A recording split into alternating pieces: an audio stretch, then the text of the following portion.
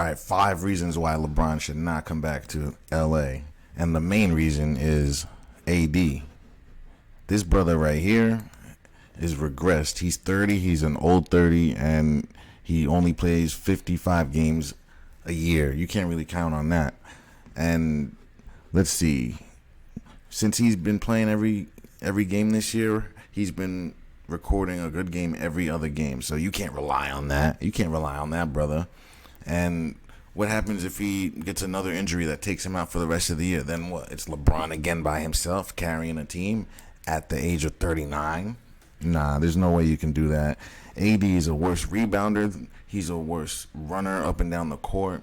His effort is worse. His shot has been broken.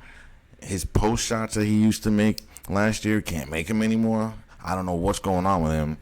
I really don't know what's going on with him. It's like he just fell off of a cliff. He's not the player he used to be. It's almost like he hit that wall and it is over. I don't care what you guys say. If LeBron stays on this team, he ain't winning a damn thing.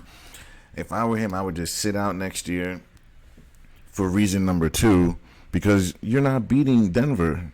You're just not. Not with this lineup, not with this team.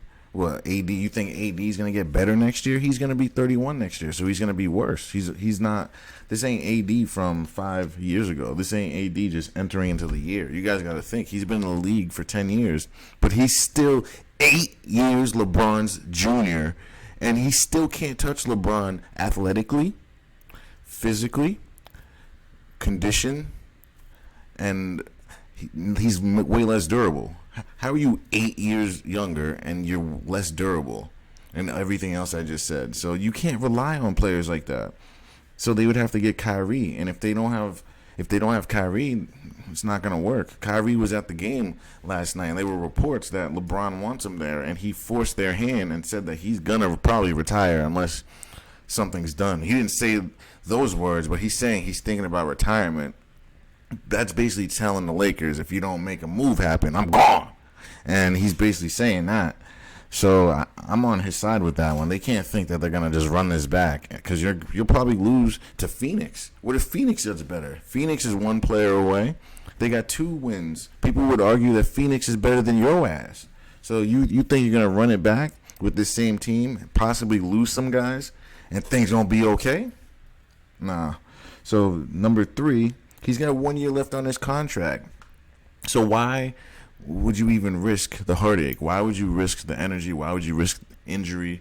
Why would you risk any of that?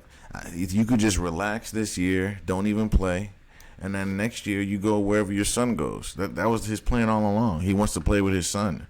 So he's probably going to... It just doesn't make sense to come back to LA next year just to not win a championship. What, just another wasted year, another year of wear and tear?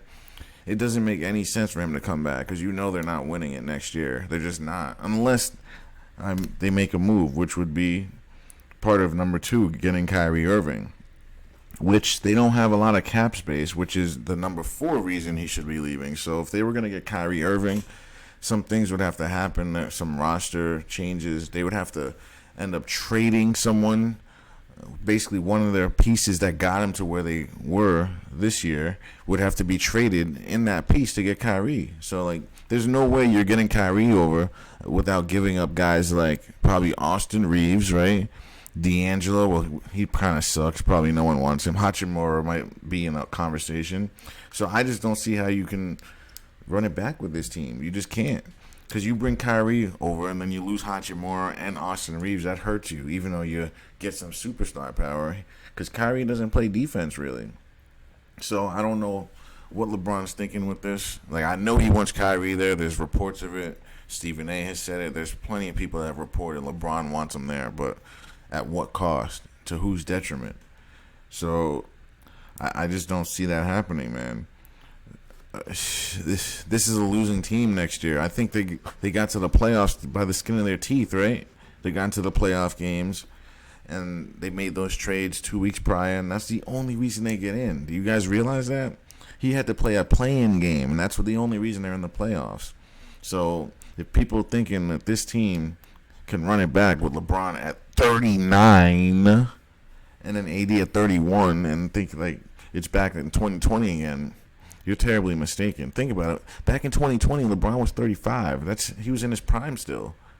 Like, he's not in his prime anymore, guys. Like, it's not over. Like, he's obviously different than most people. I'm like, this guy's 40 years old almost and still able to run a 4.4. Like, what are we saying here? Like, the guy is still an athletic beast.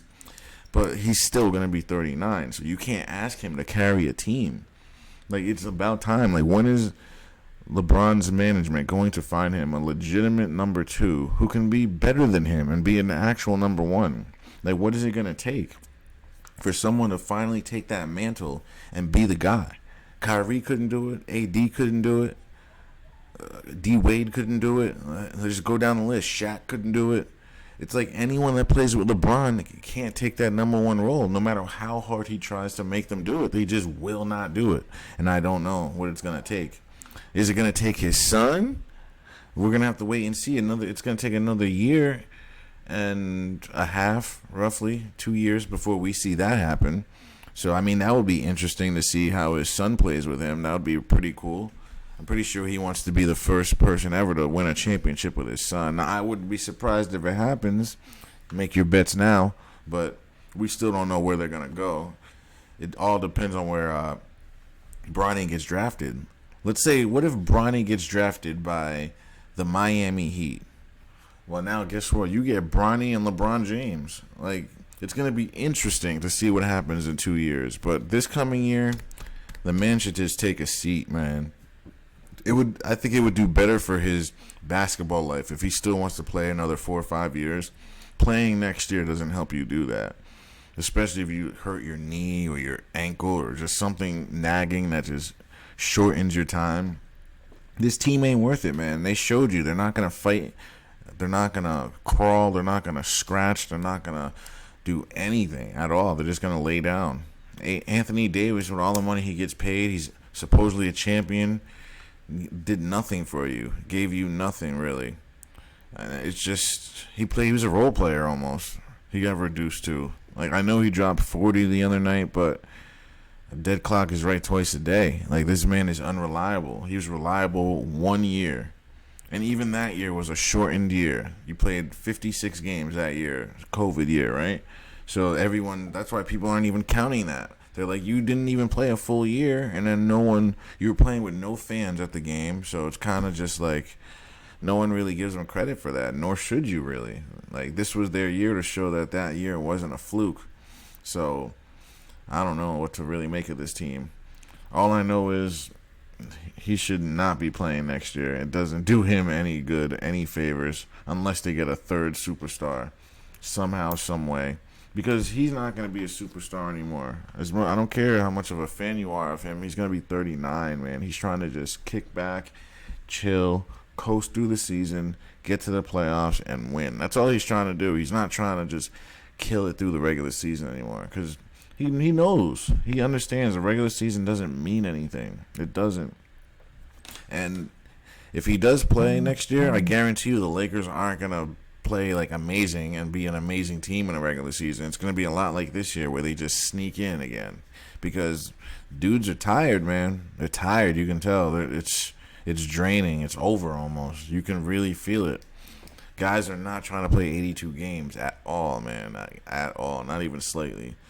Other than that, with this Celtics game, man, I don't really want to talk about this because I'm just going to rage. So I'm just going to leave that alone. So we'll just leave this with the 5 reasons why LeBron will or shouldn't come back to LA next year. Thanks for watching. Don't forget to like, share, and subscribe.